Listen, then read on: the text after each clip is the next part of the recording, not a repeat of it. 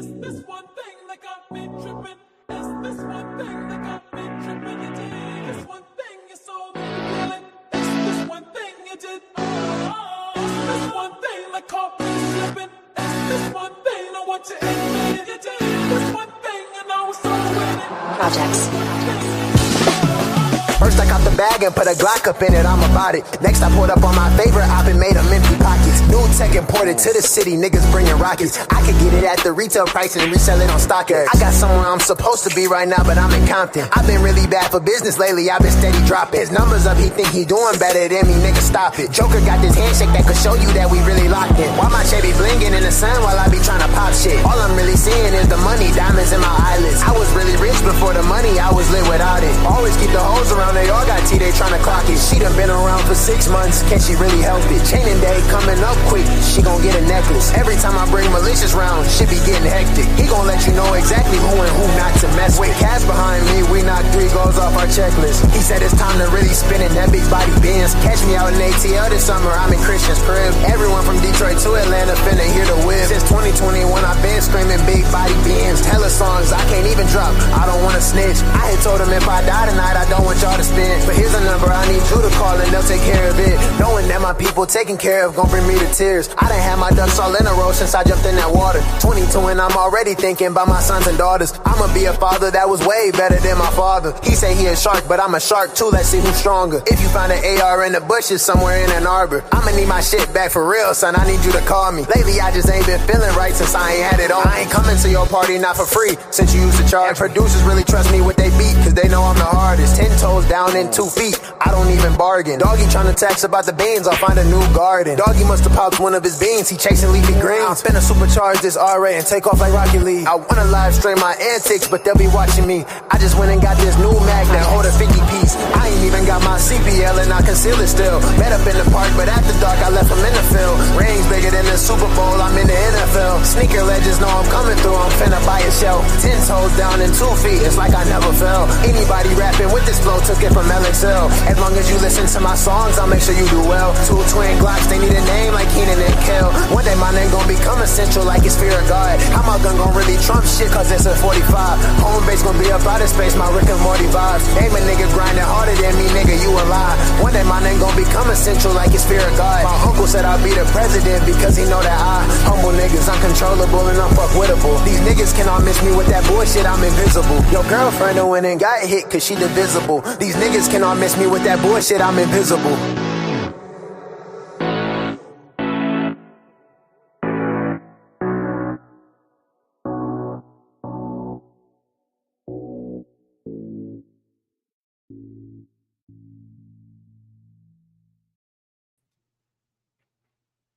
What up, what up, what up, LXL Unxverse? It's your boy LXL Ray is in the building. Hold on one second. Why the camera not focusing? All right, there we go. What up, y'all? We back in it for another one. You know what I'm saying? You know what I'm saying? You know what I'm saying? It's good to see y'all on this beautiful Wednesday and everything like that. Hope that y'all woke up this morning and prayed. If you didn't, you know what I'm saying, you should really consider throwing up a quick prayer right now because you always want to thank God for every day that you wake up and you know what I'm saying, you alive and you breathing and you kicking it. All right. All right, I know what I want to get out the way first. I know exactly what I want to get out the way first, right? So today, if you haven't already read the title, we're gonna be covering the like the treaty that Trump signed that actually freed 20 hostages, which is good news. So we're gonna like cover that, try to figure out a lot of stuff like about that and like you know what's going on for real and what led to that and why it's a good thing. After that, I want to transition into the Mikey Williams case. I heard that there was a verdict and I've been hearing like a lot about it, but I ain't seen nothing on it yet. So, you know what I'm saying? That's exactly what we're going to do. We're going to get into both of those. But before we do that, if you haven't already heard, you know what I'm saying? If you haven't already heard, I'm going to go by and do this really quick. It's a little like drive by. Whoa. A little drive by. But if you haven't already heard, boom. Oh, boom, y'all. I want to avert y'all attention to the Instagram because right here, my latest post right here is actually the title of my new single that I dropped. It's called Pizza House. If you haven't already, I would really encourage you to go check it out because it's my first freestyle Friday type beat. You know what I'm saying?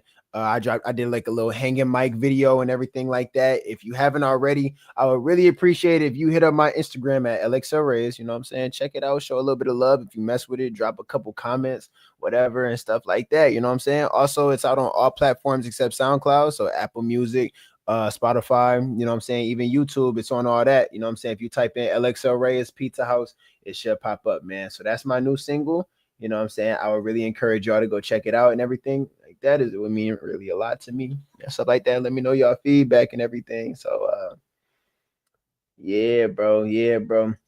And by the way, when I ask for feedback too, it helped me make better music for my people and everything, which is really like my goal and stuff like that. So I'm not just asking because I'm trying to get like, some type of analytics or something like that. I'm kind of trying to get like a pulse or like, what people like, you know what I'm saying? Like, and then what people not liking. So I got a whole different type of like stuff coming out. You know what I'm saying? It's like I got a broad spectrum and I'm gonna be throwing stuff at the wall and everything. Everything's good quality and stuff like that, but I'm really trying to get that pulse on like y'all and everything. So when I ask y'all to tap in, it's just because I'm trying to, get better at reading y'all and figuring out what y'all like.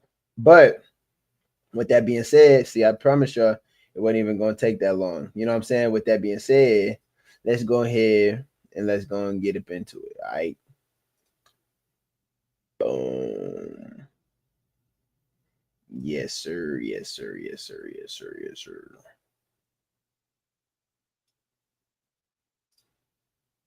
So I'm gonna take that over there. And actually, no, let me switch these. But yep, y'all see it. Y'all see it. Y'all seeing the right things. So boom. What up in the chat? What up in the chat? You know what I'm saying? Love y'all. Love y'all. Love y'all.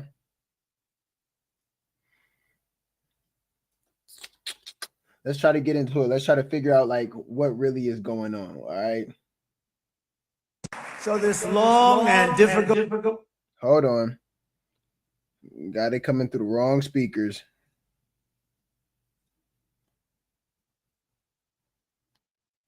I don't need y'all hearing it twice. There we go. All right. Let's get it. War has now ended. Some people say 3,000. So this long and difficult war has now ended. Some people say 3,000 years. Some people say 500 years. Whatever it is, it's the granddaddy of them all. And in an unprecedented achievement, virtually the entire region has endorsed the plan that Gaza will be immediately demilitarized, that Hamas will be disarmed, and Israel's security will no longer be threatened in any way, shape, or form.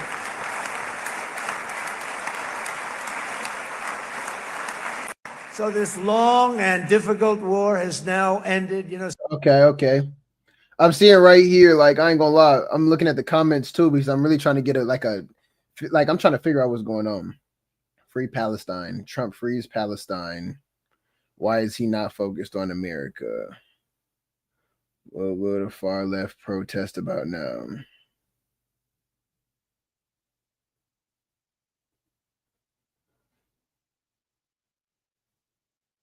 God bless Israel.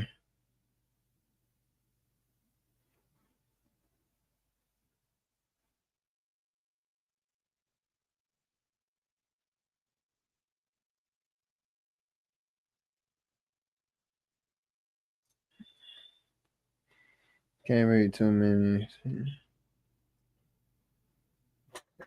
Let me see. Maybe I'm typing in the wrong thing.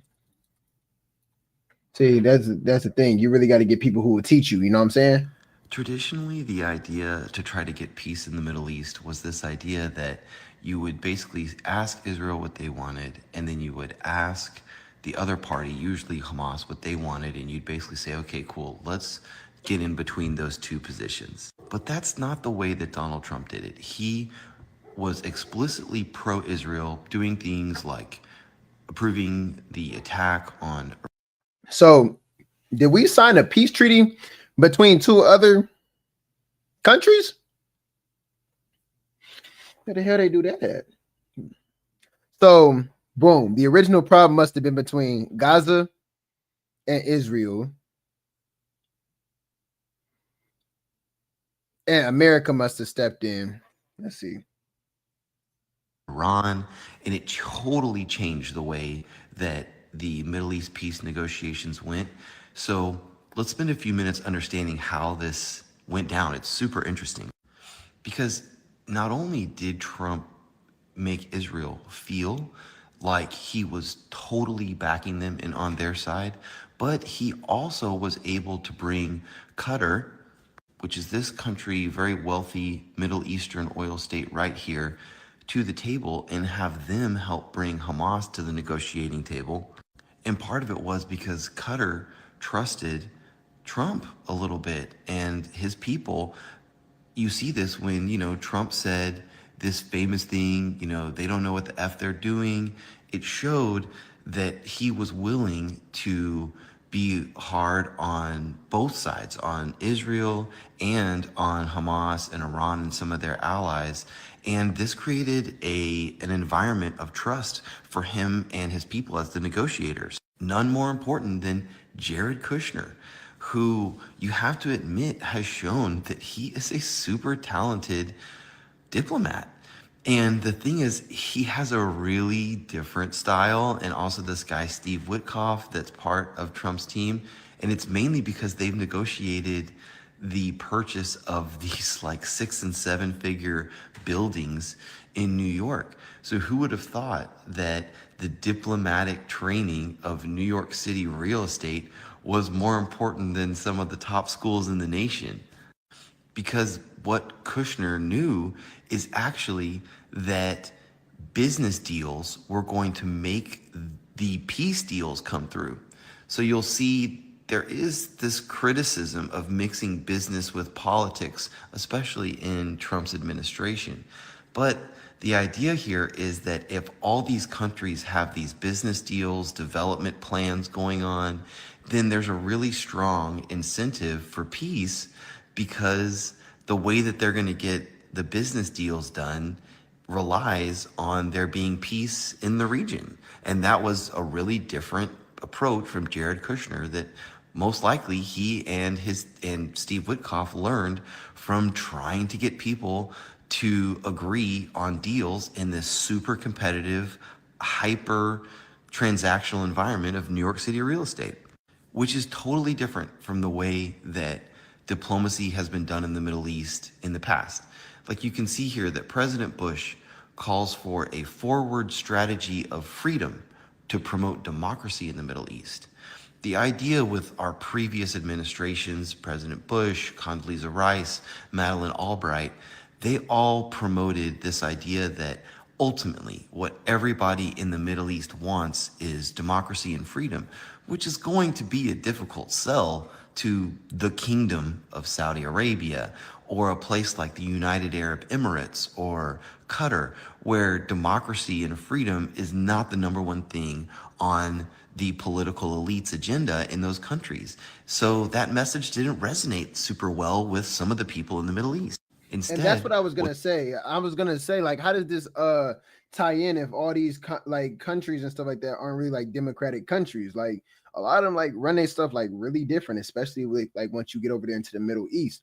So it's like, yeah, I get that you have this new approach and stuff like that, and yeah, I get you have all these business deals, but I think that it still had the potential to go like left, which is why like I'm really interested to see, man, like if the ceasefire, like, you know what I'm saying, if both parties like respect it, if both parties do respect it, like once America out the picture, once they come back over here, you know what I'm saying, who knows what happened over there. So it's up to them still to maintain it. The Trump administration talked about was prosperity.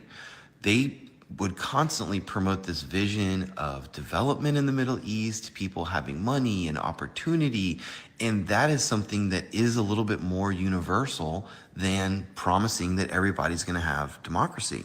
And Israel had a huge role in this, particularly on the military front, because they targeted Hezbollah, they targeted the Houthis in Yemen.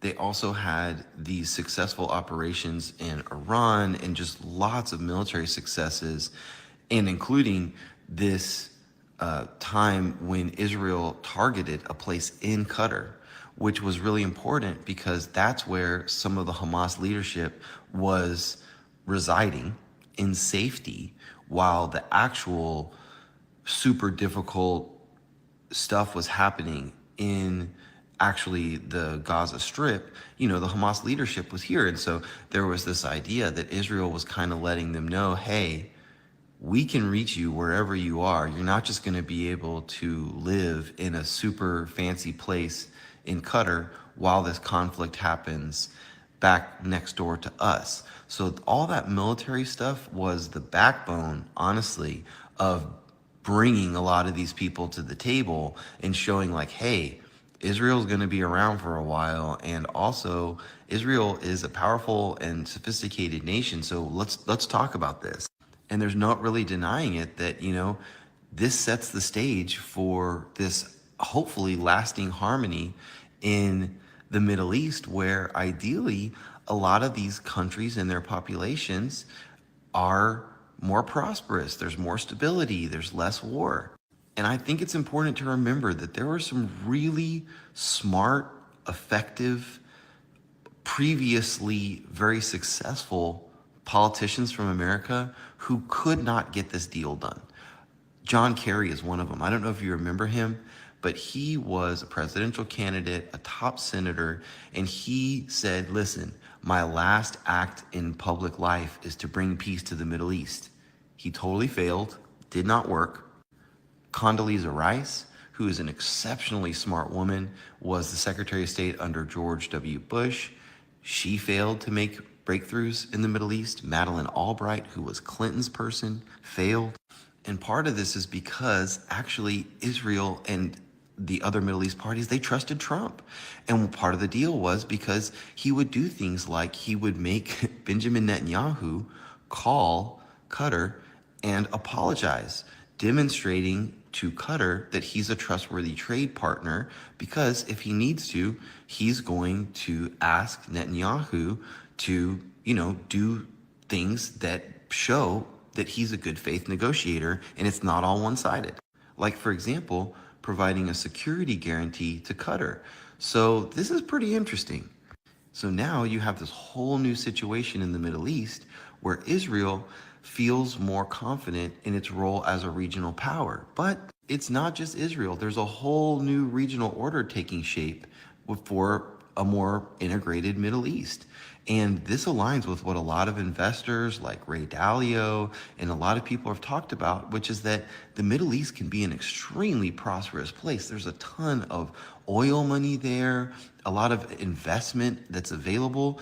And now you've got an Israel who has the ability to say, listen, we're going to be here. You can't keep saying that we shouldn't exist.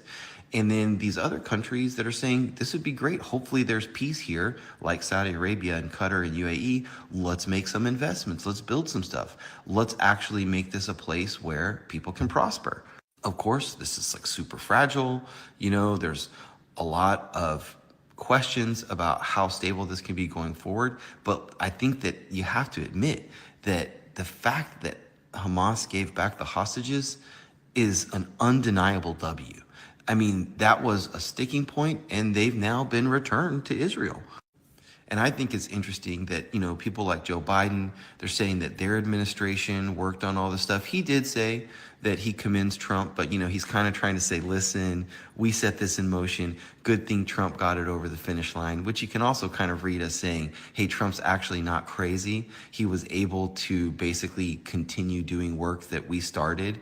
So it's kind of an admission that maybe Trump's just not this insane president like a lot of Democrats like to present him. And this is Barack Obama's tweet about the situation. you can't see his photo up there, but this is this one. And, he talks about basically how this is a good thing. Doesn't give any credit to Trump whatsoever. But I think that it's undeniable that this is the New York Times, saying that this is a major diplomatic accomplishment for Donald Trump and for his people. And I think that it'll change his legacy. There's no doubt about it. Traditionally, the idea to try to get peace in the Middle East was this idea that Okay, I can see that. I can see that. I can see that. A win is a win. I challenge the Palestinians to take responsibility for their destiny, because that's what we're giving them. We're giving them responsibility for their destiny. They don't want the life that they've had. They've had a rough life with Hamas. If the Palestinian Authority does not complete the reforms that I laid out, they'll have only themselves to blame. We're giving them an amazing footprint, and they have amazing support from the leaders of the Arab world and the Muslim world. I challenge the Palestinians to take responsibility for their destiny, because that's what we're giving them. We're giving them. Man. So I guess I guess all I'm still trying to do really is I'm trying to put together where is the incentive to keep this going. I guess I kind of see it with the whole businesses, there's a plan in place, you know what I'm saying? Everybody can eat, you know what I'm saying? Like, how about, you know what I'm saying? Everybody can eat, you know what I'm saying?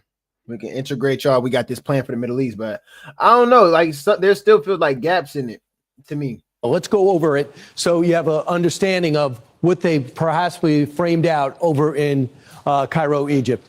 War will end immediately. So the fighting that's still continuing, we saw smoke coming out of Gaza, will cease. I don't think that'll be much of a problem. All hostages will have to cease to be returned within 72 hours. We don't know when the clock actually starts ticking, but let's say Monday, at which time you'll have 20 plus alive and over 50 bodies collected. Right now, that's taking place, we understand, between all the different factions. There are groups that are holding hostages that are not members of Hamas but have the same militant mindset. Dang, so there was over 70.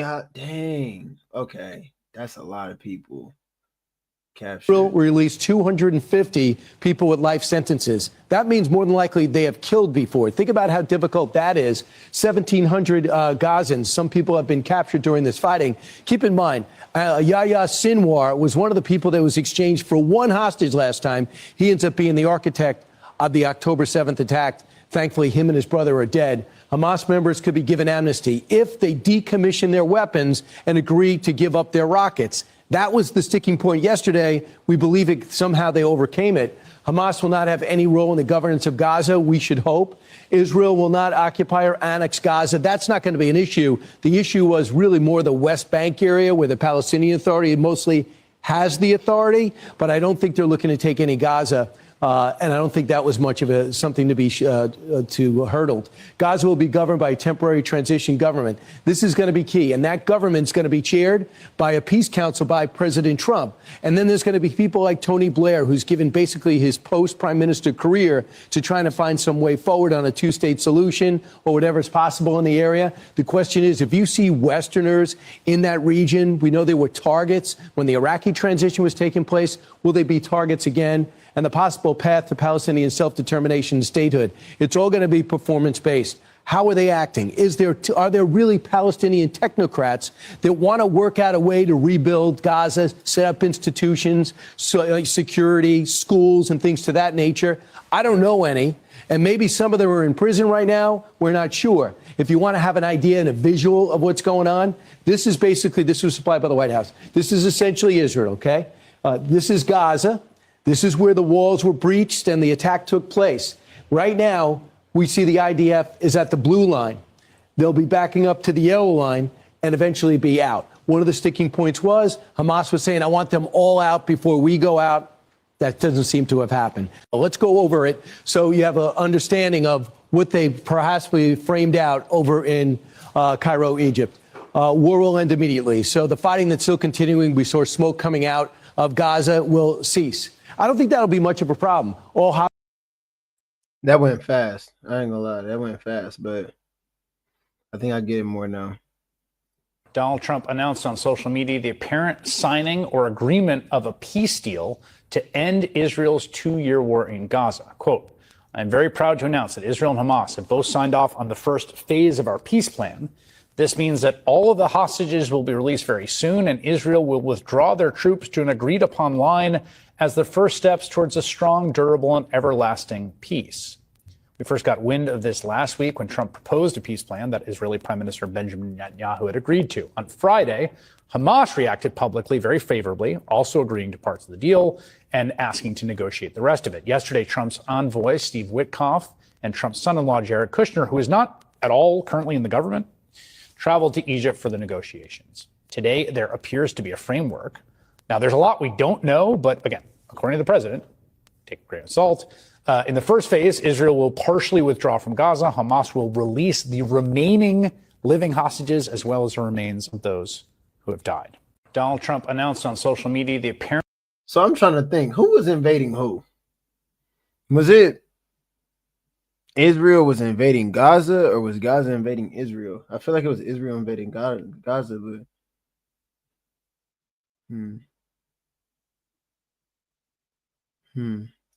October 13th, 2025, President Trump just signed in the peace deal between Israel and Hamas, ending the war in Gaza. This is incredibly historic and incredibly biblical. We've been hearing about this peace deal for quite some time now. People have desired for there to be peace in the region because we've all seen the atrocities taking place over there. Well, now it's looking like they're actually heading in that direction. This is a 20-point peace plan, and so this is only phase one of the signing. Not sure how many phases there will be, but I'm sure that there will be more to come, or so they desire to. Ultimately, they are trying to give the Palestinians a state over there in the Middle East. Israel's not too fond of this, but as we can see, this deal is still progressing. If you read your Bible, you know it says in 1 Thessalonians 5:3, "For when they shall say peace and safety, then sudden destruction cometh upon them as travail upon a woman with child, and they shall not escape." I believe that we may be seeing this peace and safety that's being spoken about in the world. Gaza has been a main topic for many years now, and many decades even, and we've seen what's all taken place over there, even though it's been suppressed to some extent. But with this peace deal coming out, I believe that is no light thing. I believe that it is also very prophetic. So many Bible prophecies are happening around the world, and yet still so many people are asleep. If you don't have a relationship with Jesus Christ, I pray that you would get one, that you would seek him while you still have the time. I'm interested in hearing you guys' thoughts down below. Let me know what you guys think about all of this, and let me know what you expect to see in the near future. October 13th, 2025. Amen. They said that Trump's been fulfilling biblical prophecy though, since he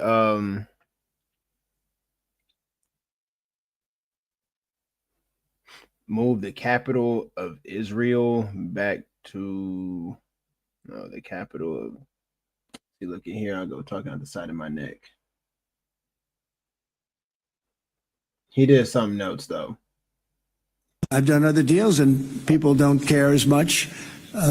Big deals. I think they're big deals, but this is something that's taken off like a rocket ship. And it did from the beginning. And I've heard for years, this is the biggest deal. It'll never happen. For years, long before I ran for office, that this is the Middle East. It's the biggest, most complicated deal. And also it's the place that could lead to tremendous problems like World War III. They always talk about World War III would start in the Middle East. And that's not going to happen.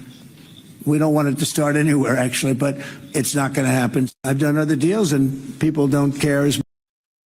You know, Trump, it was really good that you brought that one dude with you too, the one negotiator. What'd they say?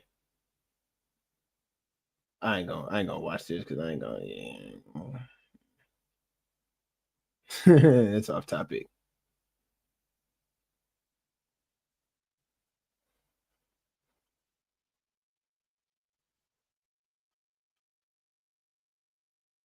Where are the Free Palestine people?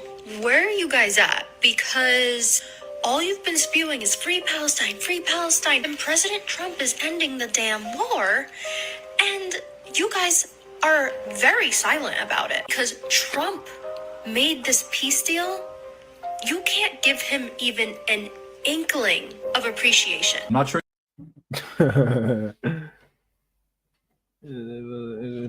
Wait, what? Is he about to spit some facts?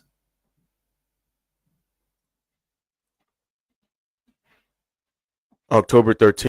Where are the Free Palestine people? Can't give deal was crafted without Palestinian input. That is the first red flag here. The second thing to talk about is why this peace deal came in this moment. In the words of Israel's finance minister Bezalel Smotrich, just last month, the demolition phase is already done. Called the Gaza Strip a real estate bonanza. This is a mindset that the United States has openly talked about. Trump's talked about it. Jared Kushner's talked about it. He said the opportunity pays for itself and that he's already started negotiations with the Americans. There's a business plan on Donald Trump's desk. He said, we have paid a lot of money for this war. We have to see how we are dividing up the land in percentages. The demolition is done. Now we have to build. The other reason I think this moment was chosen, besides the demolition being done, is that the world was starting to turn in terms of public perception across the board. This was not a decision off the back of the strength of Donald Trump. Israel just embarrassed Donald Trump with his last peace deal. Remember this just happened. Trump put this forward. Israel accepted it. Then they had Hamas meet in Qatar to discuss if they would accept it, and Israel bombed the meeting. LXL Qatar, that in the first Trump administration he called a funder of terrorism at a very high level. Then they gave him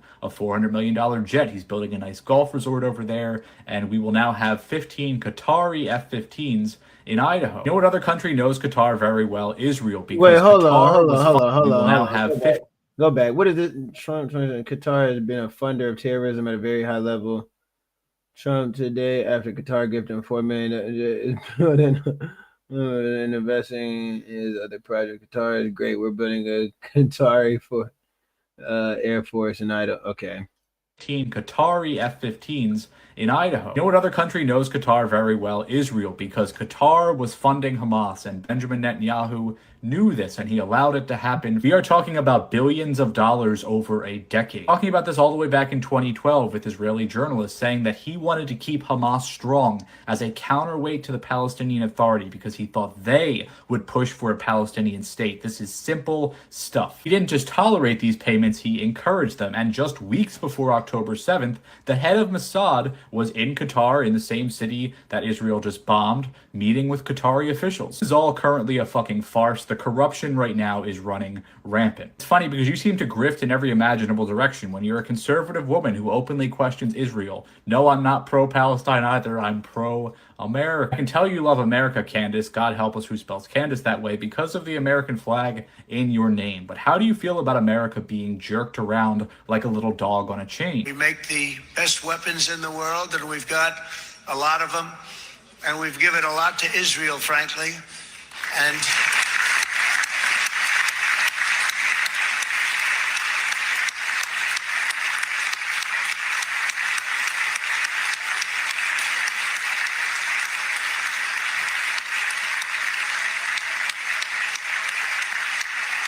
Is that Congress?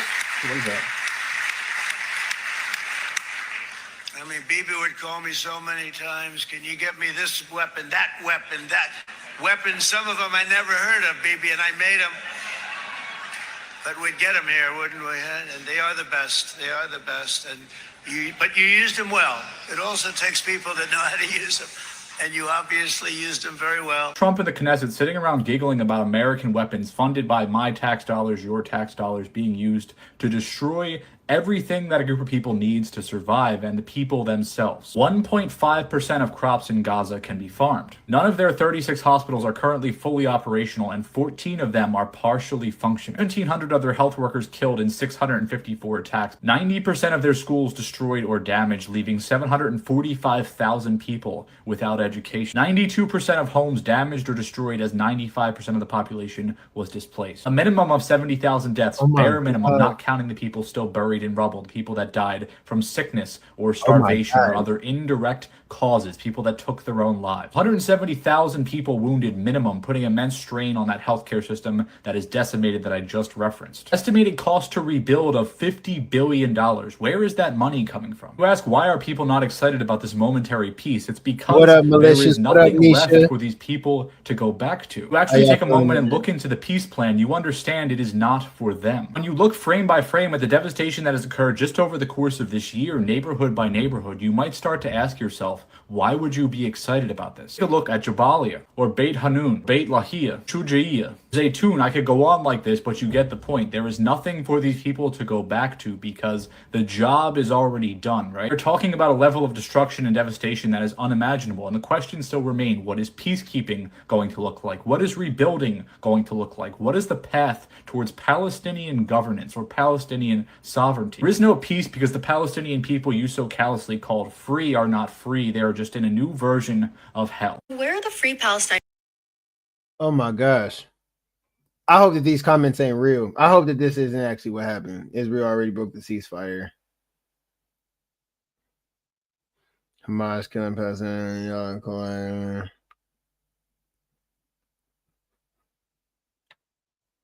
Let's have that.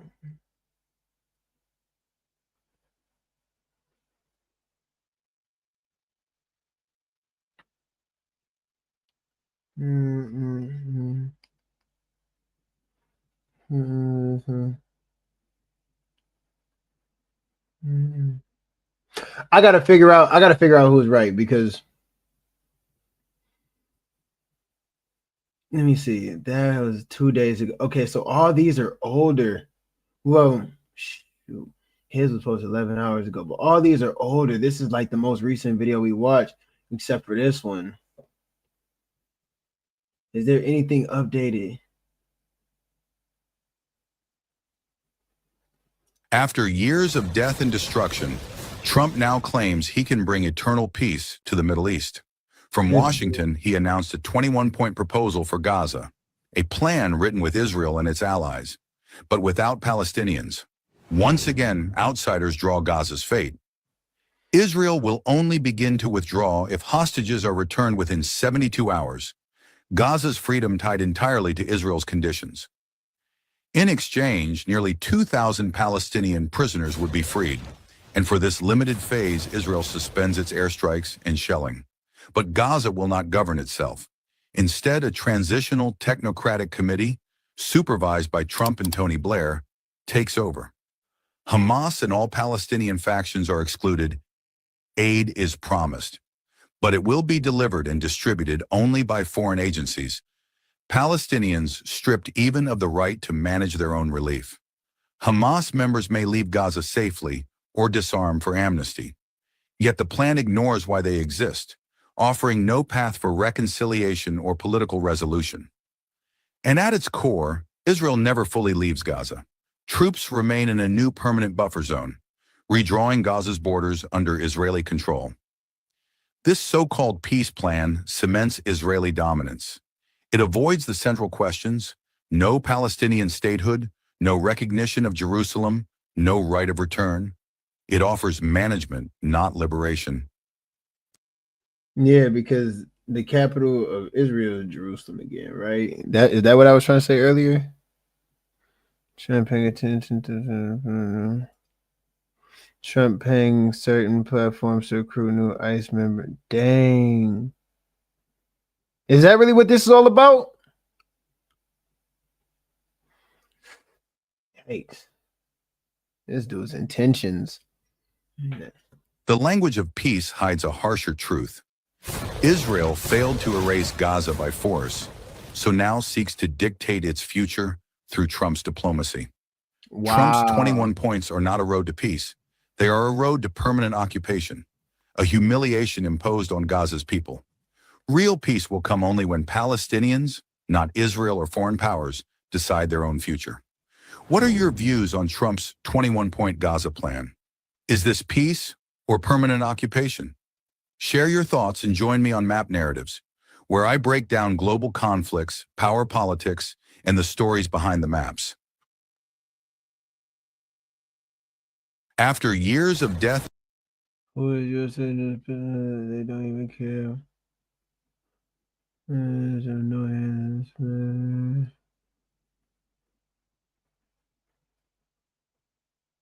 Maybe because why was Trump? He was on TV though talking about Israel, Palestine need to take responsibility for their own fate and destiny. So are they governing it just so that, or are they saying that they're governing it just so that they can have a peace, but really they're gonna let the Palestinians do like their own thing? I challenge the Palestinians to take responsibility for their destiny, because that's what we're giving them. We're giving them responsibility for their destiny. They don't want the life that they've had. They've had a rough life with Hamas.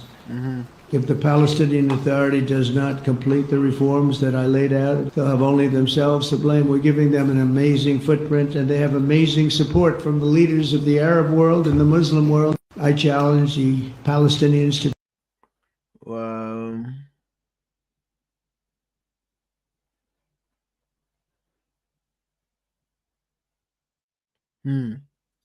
Jeez.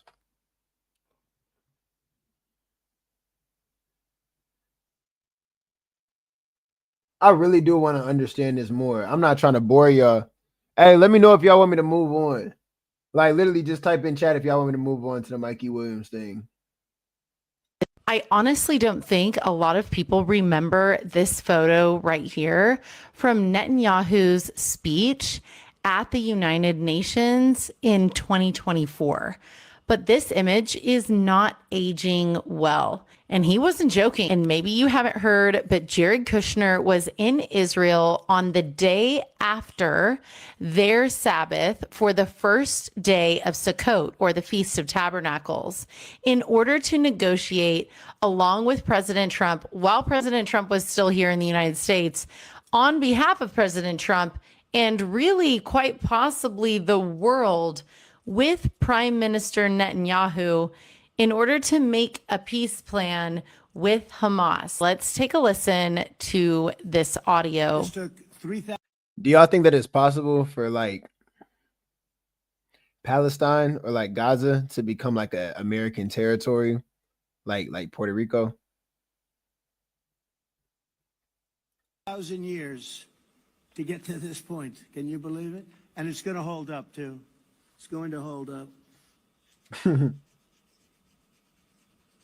I don't think there's anything going to get me in heaven. Okay, I really don't. I think I'm not maybe heaven bound. I may be in heaven right now as we fly in Air Force One. I'm not sure I'm going to be able to make heaven. And maybe you didn't know this, but last week, President Trump is on record saying multiple times that let's not just call it peace in the Middle East. Let's call it eternal peace in the Middle East. If you are a Christian or you study eschatology or end times prophecy, these comments from President Trump are definitely raising some concerns. And let me just point out the obvious. There are a few people missing from all of this conversation about eternal peace, and it's these guys. Let's not forget the massive show of force and solidarity that they all put on display for the whole world to see not long ago. These three right here are. Oh, I just connected something pretty bad. Yeah, this feel like end time prophecy for sure, where like the whole world is going to be brought under like one government. That is what this feel like. It feel like boom. Like, and just seeing this picture right here is what made me think about that, bro. Because you can't have Kim Jong-un, you can't have Vladimir Putin, you can't have Trump, and I'm sorry, I forget the dude's name in the middle, but I'm pretty sure that's that's the leader of China. But you can't have all these world powers in the same picture and everything. Then you include Trump. Then you include things like, oh yeah, boom, Trump really now governs Israel. And then, you know what I'm saying, not have people over here thinking about end time prophecy. Like, dang, all right, they did say that. It's like, you know what I'm saying, they did say that the fake Jesus, the Antichrist, really is going to take the throne and everything like that and bring everybody under a one world government. That is literally what it seemed like we coming to. Whoa. I did not think that that's where this was headed. Whoa, things are moving fast. Get in y'all Bibles, y'all. Get in y'all Bibles now, bro. Now is not the time to play around. Are going to quite possibly end up agreeing to this peace plan because, of course, the whole world is involved, President Trump said. But are they going to honor it all the way through the agreement? I'm going to read to you guys a few Bible verses, and these Bible verses are thousands of years old, and they refer to a peace plan that's made and then broken. I'm not going to say that this plan Yeah. that's being put Yeah. in It place does say is that. this plan that I'm reading about here in just a minute, but I'm asking you to consider, could it be the plan spoken of by the prophet Daniel? Let's listen to a few verses. Whoa. Daniel 9:27. And he shall make a strong covenant with many for 1 week. That means 7 years, by the way. And for half of the week, How many days did this happen ago? How many days ago did this happen? Because some people was covering this up to 6 days ago.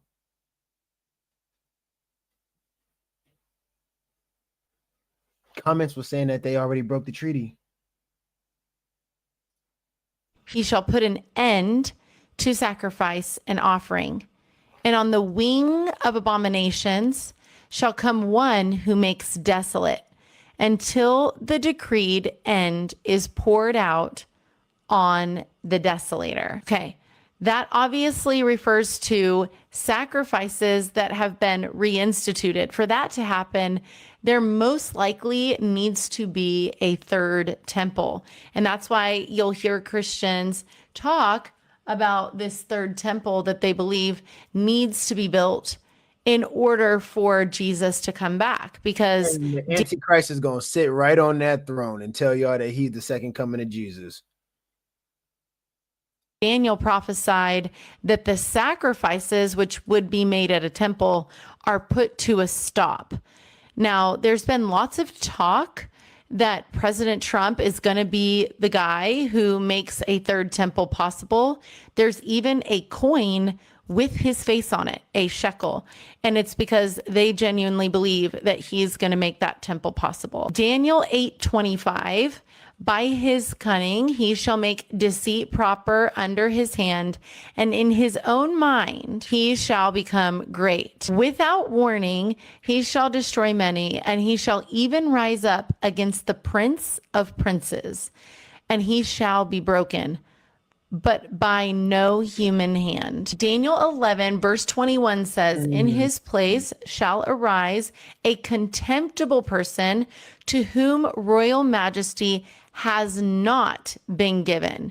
He shall come in without warning and This place shall arise a contemptible person whom royal majesty has not been given, shall come without warning and obtain the kingdom by flatteries. obtain the kingdom by flatteries. That's pretty interesting. Daniel 11:23. And from the time that an alliance is made with him, he shall act deceitfully, and he shall become strong with a small people. This is talking about somebody who makes an alliance and then becomes incredibly strong with a small group of people. That's pretty interesting right there. Considering the size of the nation of Israel, it's relatively small on the global scale. In 1 Thessalonians chapter 5, verse 3, it says, while people are saying there is peace and security, then sudden destruction will come upon them as labor pains come upon a pregnant woman, and they will not escape. This is a famous Bible verse. And this is something that really does concern the Christian community globally, because right now we have leader after leader saying peace and safety regarding this specific conflict between Gaza and Israel, or Palestine and Israel, however you want to call it. This is a really clear, vivid portrayal that while everyone is saying peace and security or peace and safety, sudden destruction comes upon them, the people saying it. Now in Revelation chapter 6, verse 1, it says, now I watched when the Lamb opened one of the 7 seals, and I heard one of the 4 living creatures say with a voice like thunder, come. And I looked, and behold, a white horse, and its rider had a bow, and a crown was given to him. And he came out conquering and to conquer. What do you guys think about this peace plan? Are you guys seeing the earmarks of what Daniel spoke about? Is it just me? that's concerned about this, let me know in the comments. No, it ain't even just her because it's been happening for like a little bit. It's been happening. Oh my gosh, it's been happening. It's been happening for like a little bit. Dang, he is fulfilling prophecy of the Antichrist, bro, right in front of us, and people are still like, "What's the big deal?" Oh, we're gonna end it off with the black thing. 3,000 years to get to this point. Can you believe it? And it's going to hold up too. It's going to hold. So that was the signing of the first half, because there's parts to this thing. That was the signing of the first half of the peace agreement.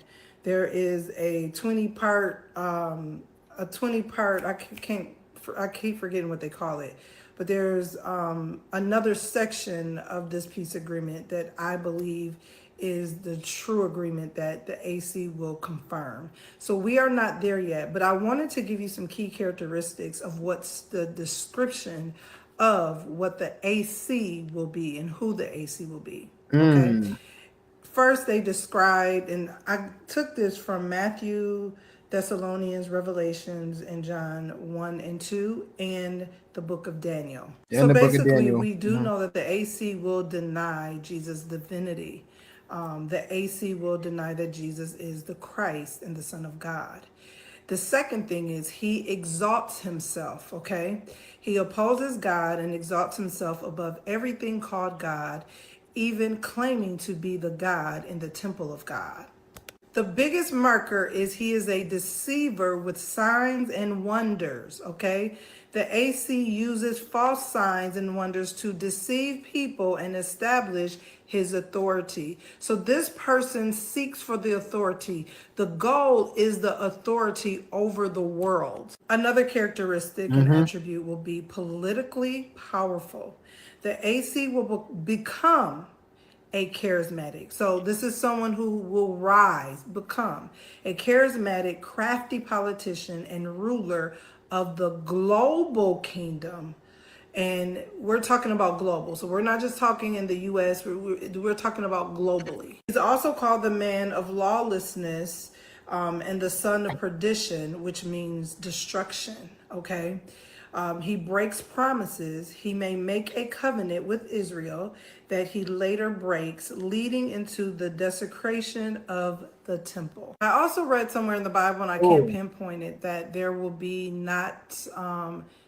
a disdain for women. And so to me, that is more of a cultural thing. If you know what I'm putting down, then you know. According to the principal, and please know that the name principal is a nickname that I use. Please catch it. According to the principal, he stated that the principal and mediators will basically begin to work on phases 2, 3, and 4. It is 4 phases of this peace agreement, y'all. And the 20-point peace plan. So this is a 20-point peace plan with 2, 3, and 4. Okay, 2, 3, and 4.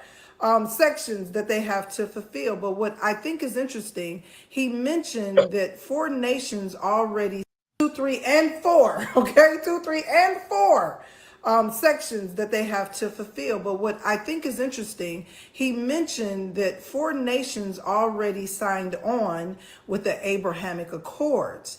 Now, the reason why that's interesting, because the Bible speaks of the 10 kings or the nations, the 10 horns on the terrifying beast, and that is in Daniel 7 and Revelation, the 17th chapter. So that is interesting that 4 nations have already signed on. He also stated that he expressed that more Arab and Muslim countries, majority nations, would join the Abraham Accords. There is something very significant about the Abraham Accords, and I think that agreement alone is the agreement. And I'm speaking of that is the agreement. I hope we are catching my innuendo. So that is the agreement. Why? Because there is a prophetic dream that I had where the Lord kept showing me the Mahdi as the AC. And AC is the nickname. So as we look at the 10 leaders to unite with a global, which will be the AC, this global person, which will be the AC, there's 4 nations that already have joined. This is going very quickly. And it saddens me that people of God, that people who serve Jesus, they're in church every Sunday. And Y'all don't churched see out. it. Literally. We are not paying attention to literal end times Bible prophecy that They is ain't got that completely far. fulfilling right before us. They ain't got that We far. know that this agreement was the first part of it, so They're this is delusional. not the actual plan. There's 4 parts. But Because prophecy even said that he will come and fool many Christians.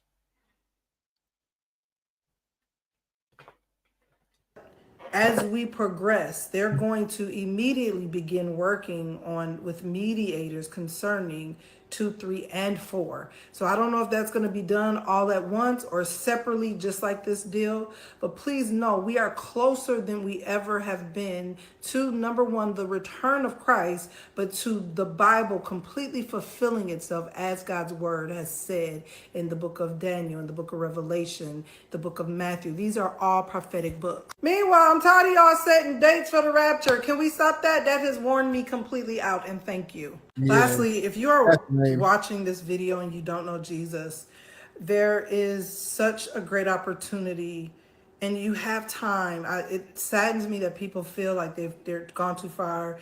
Jesus don't want me. I done messed up. You are never too far. As long as we still here and living and breathing, he is giving you an opportunity. He's giving you the grace to yield to him and to come to him in repentance. I know Amen. repentance sounds like it's too easy. Really? I just repent and believe in my heart. It sounds very easy, but God is literally just asking for repentance.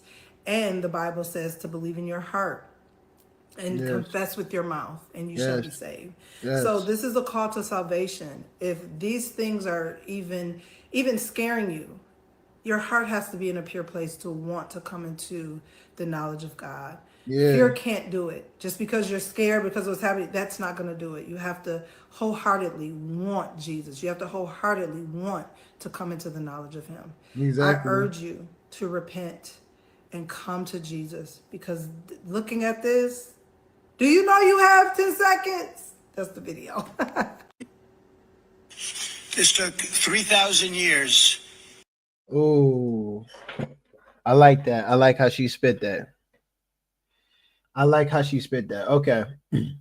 Now we see. Now that feels complete. Finally, that feels complete. All right, y'all. We're moving on. With that being said, we spent an hour deep diving into it, learning. We're moving on. All right. But don't think that just because I'm moving on, that ain't like super important. It's super important. We just, you know what I'm saying? We got more to get on with this show. Anything like that, man. That's crazy though. But biblical prophecies really are unfolding itself right in our face. And it's crazy because Trump really is falling into the role of the Antichrist. Bro, right in front of us. And we're all just, man. I'm not going to say we're all. It's a lot of people who are looking at this situation for what it is. And that's good to them. All right. Now we're gonna move on, y'all. So next thing I want to get into is Mikey Williams. If y'all don't know, Mikey Williams was a child prodigy when it comes to the game of basketball. You know what I'm saying? A lot of people who, you know, was coming up, you was in high school anywhere between the times of maybe like, I don't know, like 2019 all the way up to like 2023-ish. You know what I'm saying? You probably know who Mikey Williams is and stuff like that. You know what I'm saying? Like he was the most promising like basketball player, supposed to be like kind of like of our little like high school like era and everything. But you know what I'm saying? It seems like he came into a little bit of like trouble with the law. I don't know if they caught him in illegal possession of a firearm. I can't remember really what it was, but it's like one of those classic cases of, you know what I'm saying, you was hanging around the wrong crowd or you was doing something you had no business doing. And it's just so unfortunate because bro had like, he had sponsorships, you know what I'm saying? He had deals lined up for him. Like when he came out of high school, he had deals lined up, and this dude was pretty much on a perfect path to the NBA if I ever seen one. More perfect than Bronny James, more perfect than, you know what I'm saying, a lot of people who was coming up and everything like that. Like fate was guaranteed for this young man. But you know, he just got handed his sentence and everything like that. From what I've kind of been hearing through the grapevine, it must not have been good. So we're going to try to like deep dive into this one. We're going to also try to figure out like, man, what's going on with this case too. Let's get into it, y'all. Mikey Williams just ruined his life. Mikey Williams, the basketball prodigy who once dropped a jaw-dropping 77 points in a high school game and is followed by Drake, LeBron James, and Kevin Durant on Instagram, is now facing a trial that could potentially end his career. Now, on March 27th, shots were fired at a car leaving his home in San Diego County. Now, thankfully, no one was harmed, but now Williams is looking at a potential sentence of up to 28 years behind bars, and the DA said that he's still looking for charges to add onto Mikey Williams' case. On Tuesday, October 12th, witnesses took the stand and painted a picture that could change the trajectory of Mikey Williams' career. And they made one thing clear: none of them were armed, and they didn't threaten Mikey. However, there were contradictions in the testimonies, adding another layer of complexity to the case. Apparently, one girl testified that Mikey Williams told the group that we better get to stepping or you'll leave with bullet holes. Another girl testified that he said that we're up in the mountains so no one will be able to save us or help us. The boy stated that Mikey Williams told them that y'all better leave before I kill all of y'all.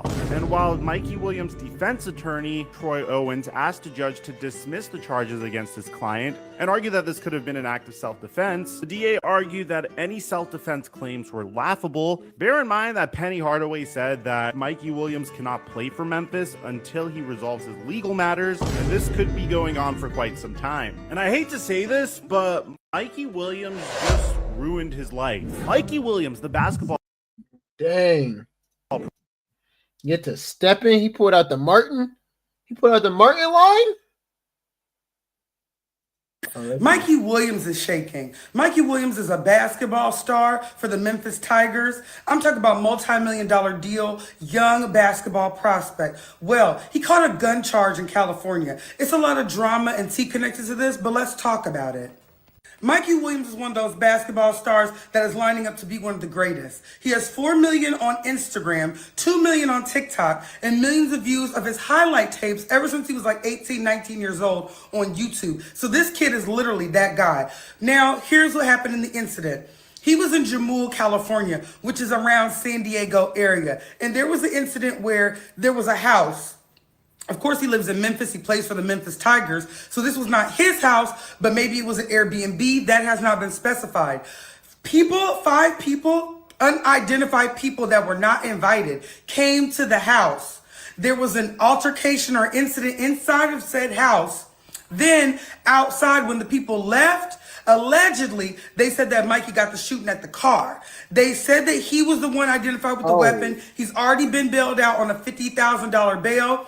And he took down his Instagram. People have been demonizing him about the situation ever since. And when I mean demonizing, like, look at the headline. High school basketball star arrested facing gun charges. Now, he was facing up to 5 gun charges, but the reports are saying he may only be charged with 1, assault with a deadly weapon.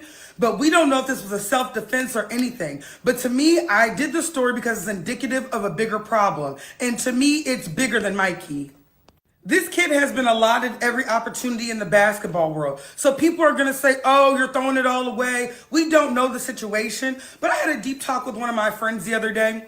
And we were talking about how right now there are no OGs. Back when I was growing up, it was older guys that these young dudes could look up to and be able to model their behavior after. Those days are long gone. So it's like these young dudes, they are taking notes from other young dudes. And I'm not saying that he is in the wrong. Like I told you, it could have been self-defense, but there is nobody there to make sure that these prospects are going down the right path. They are only there protecting themselves. Do y'all see what I'm saying? So of course he had a gun. He's in a city that's not his. Nipsey got killed in California. You don't know what could happen. So I am on his side with saying, who is there to protect these young kids with all of these up and coming, big things that happen for them? Who is there to watch over them? Now, I know this is a grown man. He's a 6'3" grown man. But to me, this is still a child. I've been out of college a long time. And I think that this is a call to action for all the older men to step up. If you see a young kid that's going in the right direction, try to get your life together, be a better example, and also try to protect them and make sure they're going down the right path. Stuff like this may not happen as much. I really do think so. Mikey Wood. That is facts. That is facts. We even be talking about that on the MIDI Lab show. Whoa.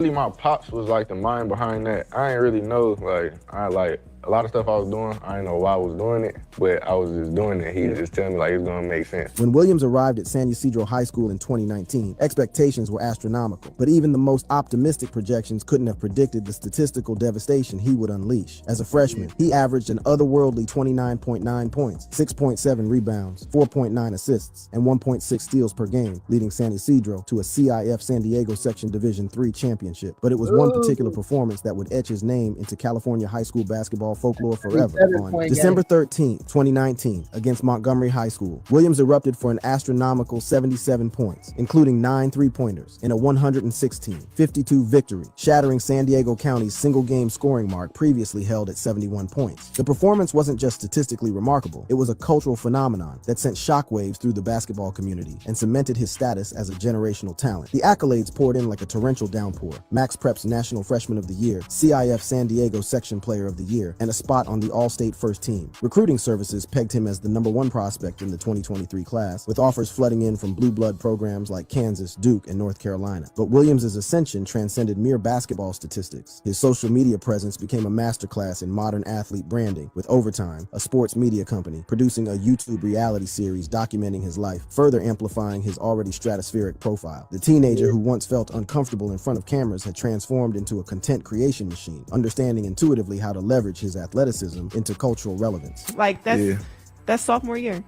That was my freshman year. Freshman year? Okay, freshman year. Yeah. To be that young with that many followers, like, was it hard for you? Yeah, cause I didn't know what to do. The NIL era's dawn found Williams perfectly positioned to capitalize on the seismic shift in amateur athletics. In October 2021, at age 17, he signed a multi-year endorsement deal with Puma, one of the first high school athletes to do so, launching signature apparel and sneakers. His NIL value. Really, my pops was like the mind behind that. I ain't really know, like. Oh man.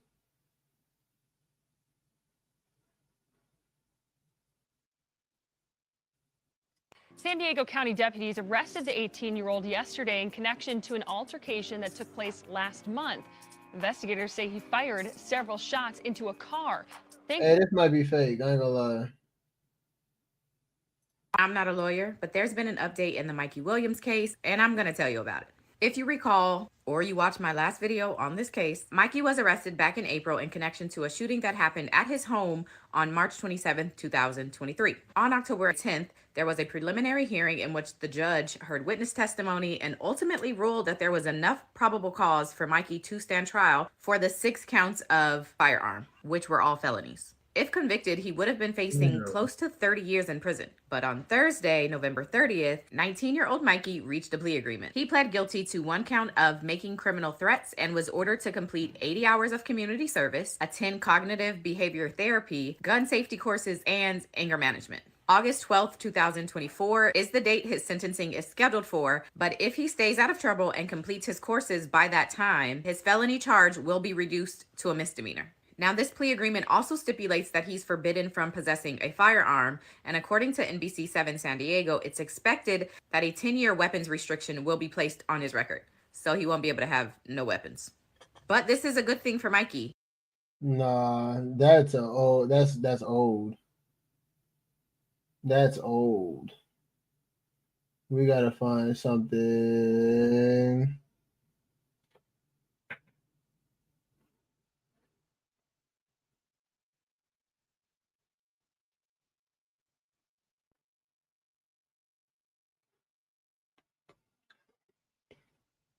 Y'all remember when Mikey Williams said, I'm not going to prom. I'm going to the gym. What's prom going to do for me? Well, let me tell you how that was one of the worst decisions he could have made. See, back in middle school, Mikey Williams was the face of AU basketball. This guy was different. He had his first in-game dunk at 12 years old and was ranked the #1 player in his 8th grade class. After playing alongside Bronny on the Blue Chips, Mikey Williams was a household name. But then came high school. Now, as a freshman on the court, Mikey broke the CIF San Diego scoring record, won Max Prep's Freshman of the Year, and cemented himself as one of the best players in the entire nation. But off the court, his celebrity status, it was rising. By the age of just 15, Mikey was hanging out with rappers, celebrities, and even met Drake. He had gained millions of followers, and Overtime went to his house to do a special on him. He may have been more popular than ever, but Mikey was slowly changing. See, Mikey's athleticism just didn't stand out anymore, and he wasn't taller than anyone in his class. After he transferred away from his prep school in North Carolina back to California, he was playing lesser competition, but living life like a celebrity. As a senior, his game just didn't progress, and the media began retracting, questioning whether or not this guy was actually an NBA talent. Now, this was tough on Mikey, so he decided to skip his prom to lock in, even though Damian Lillard told him not to. Now, did this choice directly change him in some crazy way? No, but it's more important than anything to be a kid and experience life sometimes. Being a well-rounded player leads to long-term success. You gotta have a personality on and off the court. In the case of Mikey Williams, you could see how it ended up for him. He got arrested and now is a bench player at UCF. So for those watching, lock in, but make sure you enjoy your time, because this is All Hail B-Ball, and you only get to... Nah, bro, no. This ain't what I'm looking for. Update. 2025 update. There we go.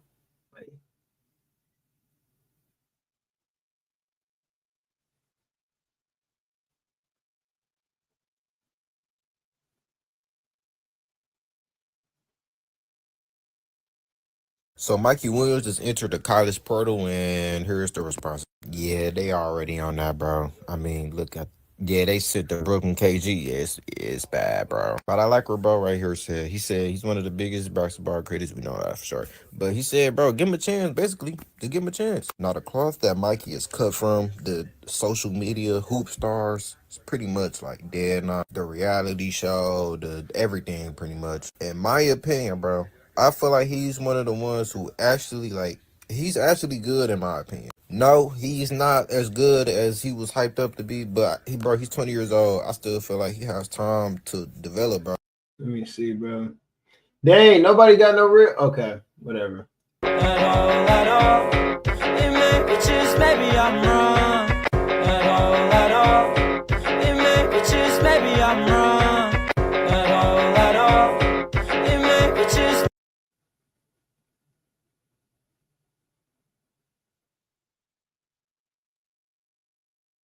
Collegiate career. Collegiate career. Dang. Now Williams at the other. Dang. You know what I'm saying?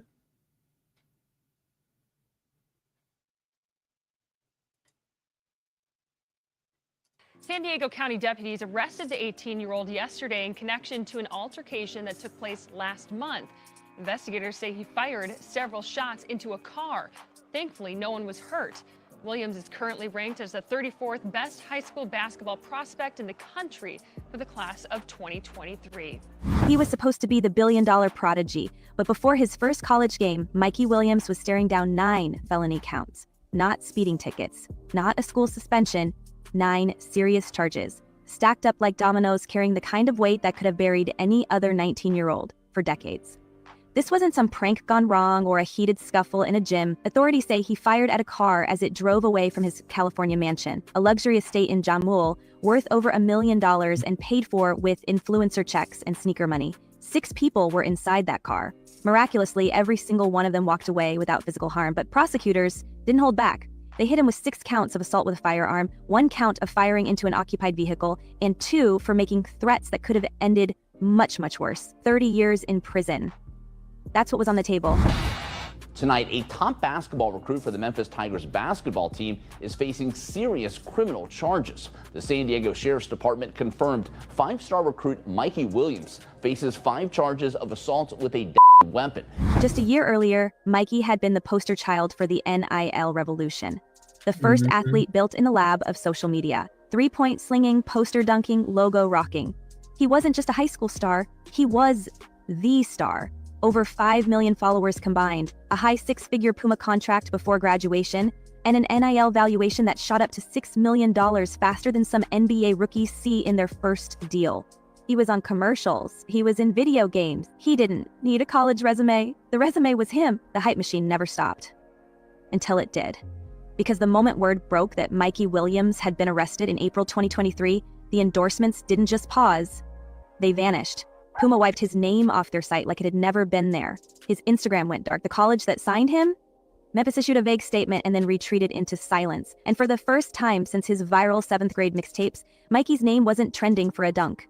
It was in the crime blotter. Over his head, like you just can't.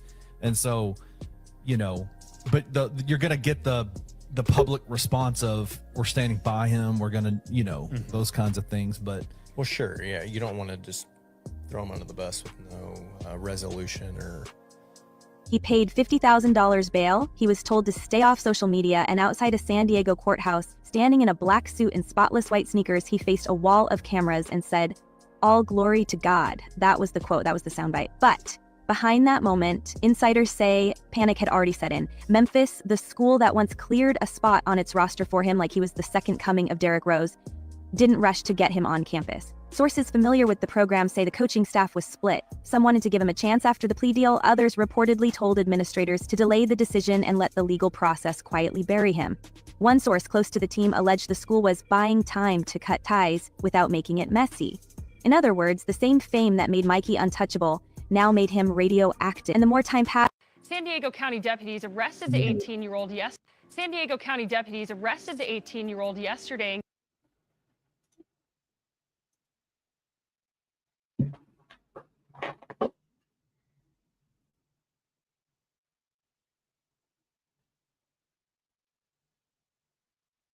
skeptical.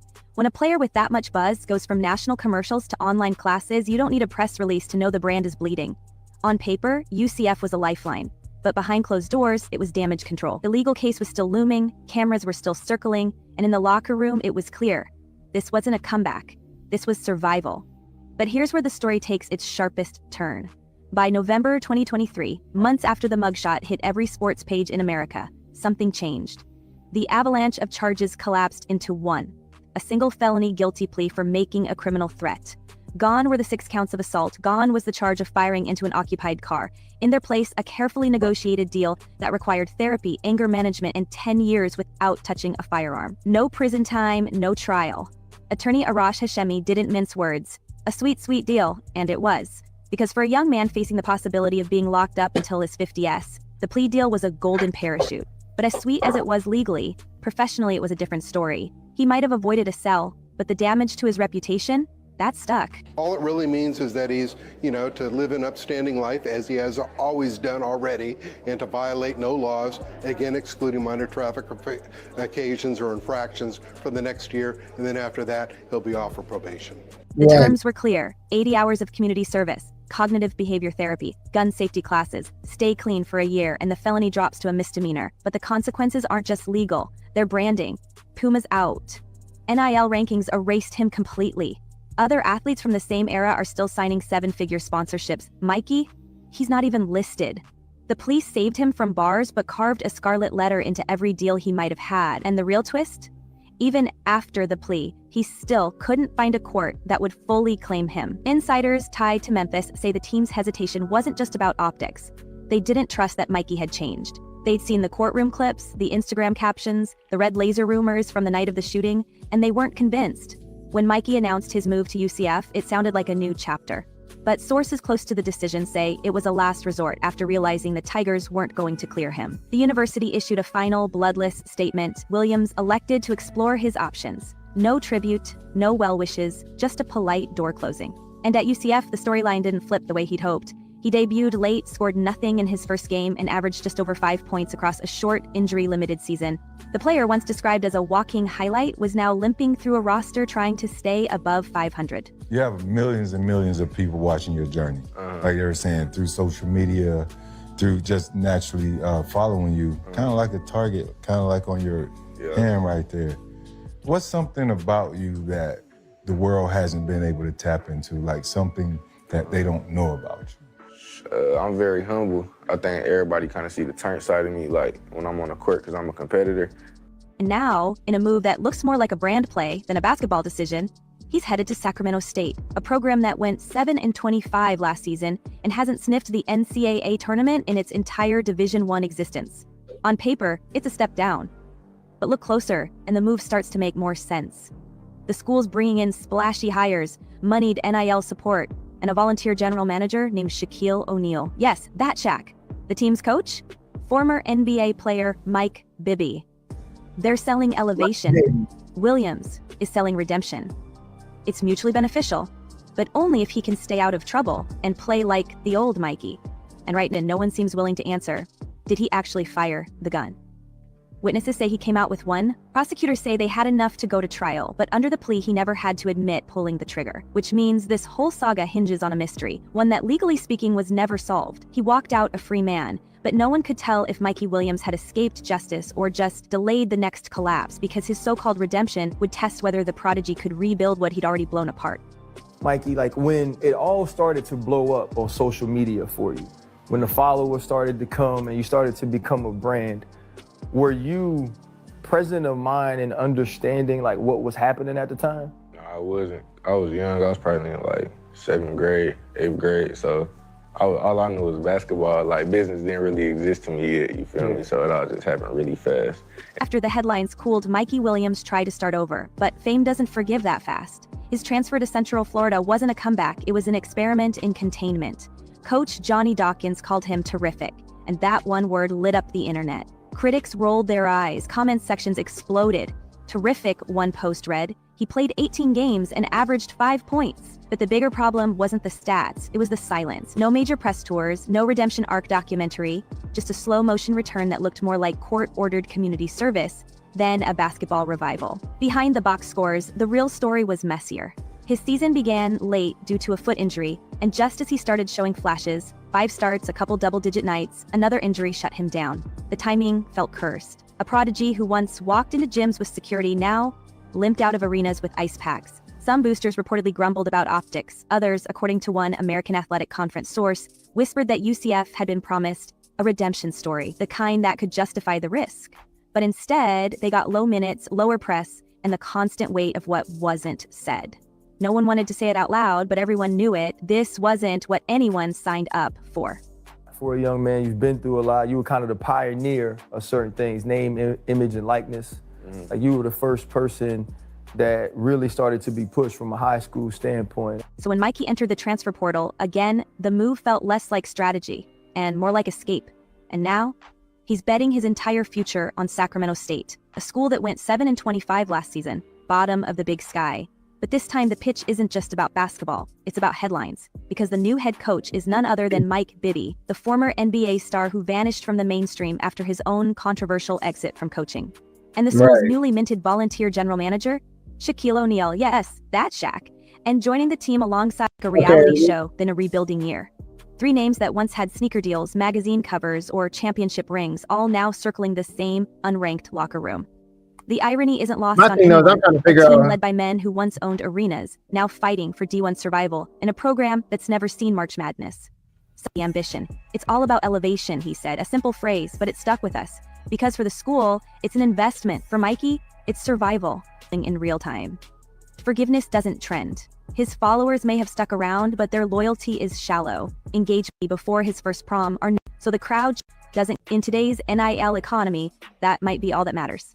19-year-old Mikey Williams appeared in court today on Microsoft Teams, having completed the necessary tasks to have his charge reduced from a felony to a misdemeanor. And that's what makes this next chapter so dangerous, because now every missed shot, every off-court misstep, every quiet game becomes amplified.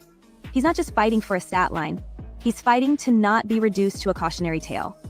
The story of a prospect who had it all, blew it all, and then spent the next 5 years bouncing between programs trying to look like a comeback. If he performs, the spin begins. He matured. He put in the work. He proved everyone wrong. But if he falters, then the narrative closes itself. Another wasted talent, a highlight reel without a legacy, and let's not forget, this time, there's no more parachute. No more blue-chip programs willing to look the other way. No more national platforms waiting to broadcast his return. This is Sacramento State, not Duke, not Kansas, not Memphis. The spotlight is dimmer, the stakes are not.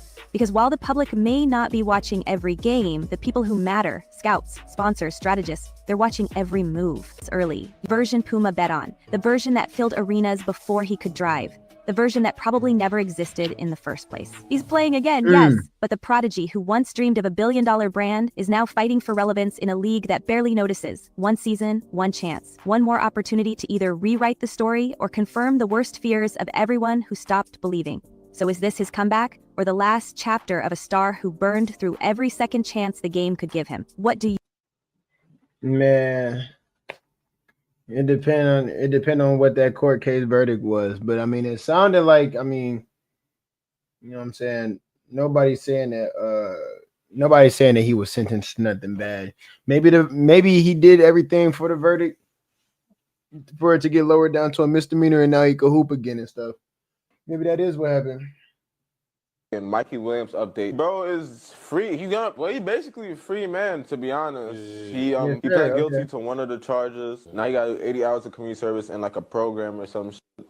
And hopefully he stays straight. You feel me? I mean, is he gonna be admitted back into like the fucking draft and shit? Ain't he supposed to be like in the draft right now? I mean, he can't. I mean, is he valid? Shit, I don't know, but there's other routes now. Overseas. Don't even be going to college like that. They going to fucking overtime league and that's fucking crazy. And Mikey Williams update. Man, so he out there. High school basketball prospect. He's out.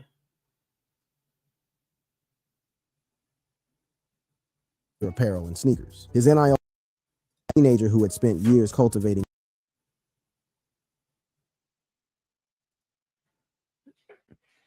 I don't know. I'm gonna do a little bit more research afterward. It seemed like everybody knows the story, so at least we caught up on that. At least we caught up on the story and stuff like that, man. But I'm gonna do more research off and stuff like that. I'm gonna see if I can find like what the actual verdict was, because I don't know why people was trying to act like he got a life sentence. I don't think he did. He was facing up to 25 years, but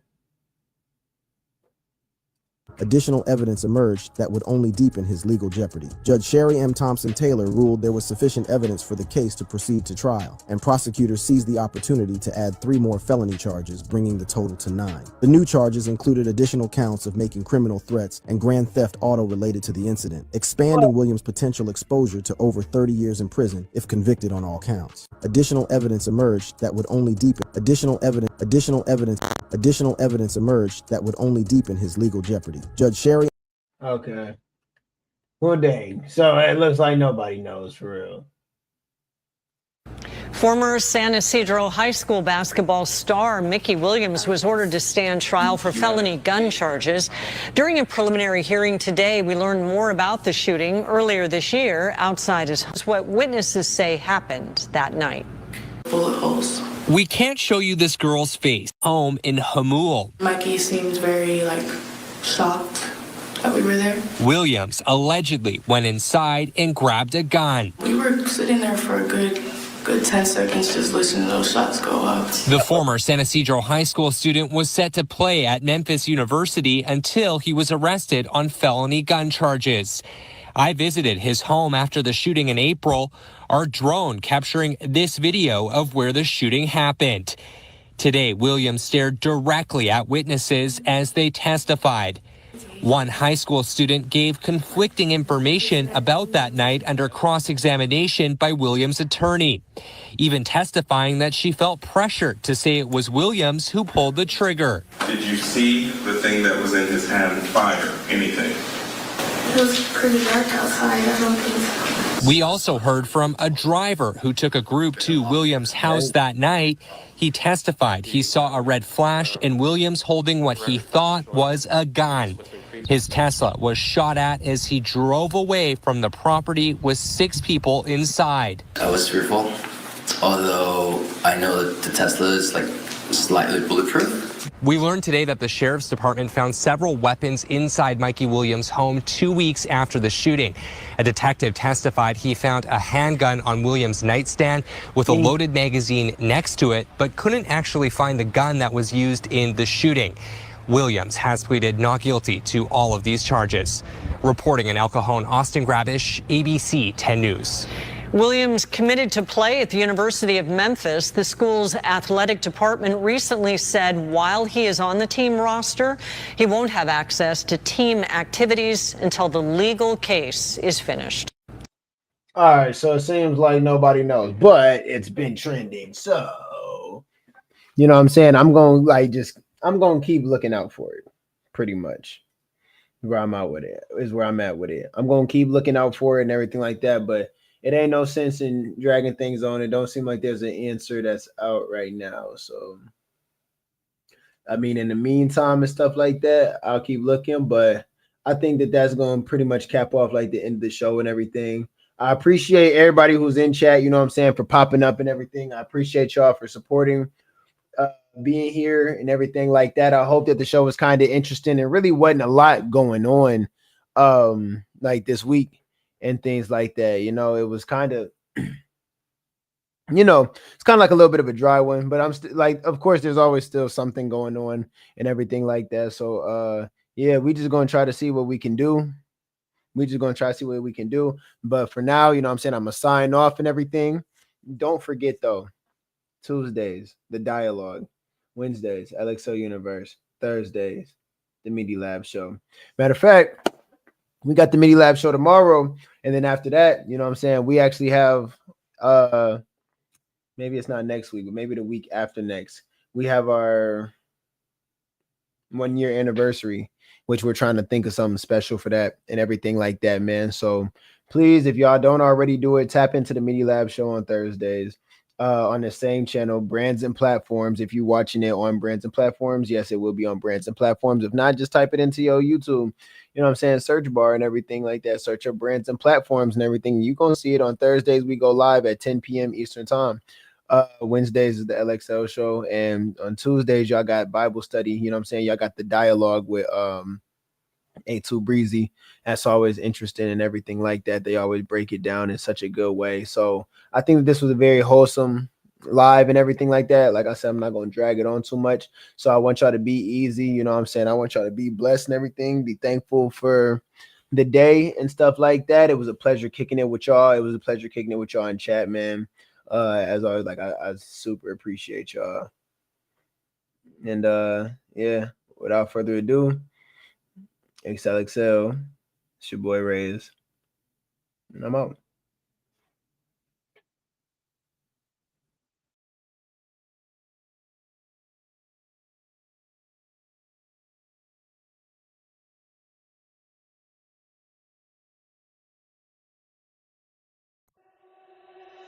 It's this one thing that got me tripping. It's this one thing that got me tripping. You did this one thing, you saw me feeling. It's this one thing you did. It's this one thing that caught me slipping. It's this one thing I want to admit. You did this one thing and I was so winning. Projects. First I caught the bag and put a Glock up in it, I'm about it. Next I pulled up on my favorite op and made them empty pockets. New tech imported to the city, niggas bringing rockets. I could get it at the retail price and resell it on StockX. I got somewhere I'm supposed to be right now, but I'm in Compton. I've been really bad for business lately, I've been steady dropping. His numbers up, he think he doing better than me, nigga stop it. Joker got this handshake that could show you that we really locked in. Why my Chevy blinging in the sun while I be trying to pop shit? All I'm really seeing is the money, diamonds in my eyelids. I was really rich before the money, I was lit without it. Always keep the hoes around, they all got tea, they tryna clock it. She done been around for 6 months, can she really help it? Chaining day coming up quick, she gon' get a necklace. Every time I bring malicious round, shit be getting hectic. He gon' let you know exactly who and who not to mess with. Cash behind me, we knocked 3 goals off our checklist. He said it's time to really spin in that big body Benz. Catch me out in ATL this summer, I'm in Christian's crib. Everyone from Detroit to Atlanta finna hear the whip. Since 2021, I've been screaming big body Benz. Hella songs I can't even drop, I don't wanna snitch. I had told him if I die tonight, I don't want y'all to spin. But here's a number I need you to call and they'll take care of it. Knowing that my people taking care of gon' bring me to tears. I done had my ducks all in a row since I jumped in that water. 22 and I'm already thinking about my sons and daughters. I'ma be a father that was way better than my father. He say he a shark, but I'm a shark too, let's see who's stronger. If you find an AR in the bushes somewhere in Ann Arbor, I'ma need my shit back for real, son, I need you to call me. Lately I just ain't been feeling right since I ain't had it on. I ain't coming to your party not for free, since you used to charge. And producers really trust me with they beat, cause they know I'm the hardest. 10 toes down and 2 feet, I don't even bargain. Doggy tryna text about the beans, I'll find a new garden. Doggy musta popped one of his beans, he chasing leafy greens. I'm finna supercharge this RA and take off like Rocket League. I wanna live stream my antics, but they'll be watching me. I just went and got this new Mac that hold a 50 piece. I ain't even got my CPL and I conceal it still. Met up in the park, but at the dark I left him in the field. Rings bigger than the Super Bowl, I'm in the NFL. Sneaker legends know I'm coming through, I'm finna buy a shell. 10 toes down and 2 feet, it's like I never fell. Anybody rapping with this flow took it from LXL. As long as you listen to my songs, I'll make sure you do well. 2 twin Glocks, they need a name like Keenan and Kel. One day my name gon' become essential like it's fear of God. How my gun gon' really trump shit cause it's a 45.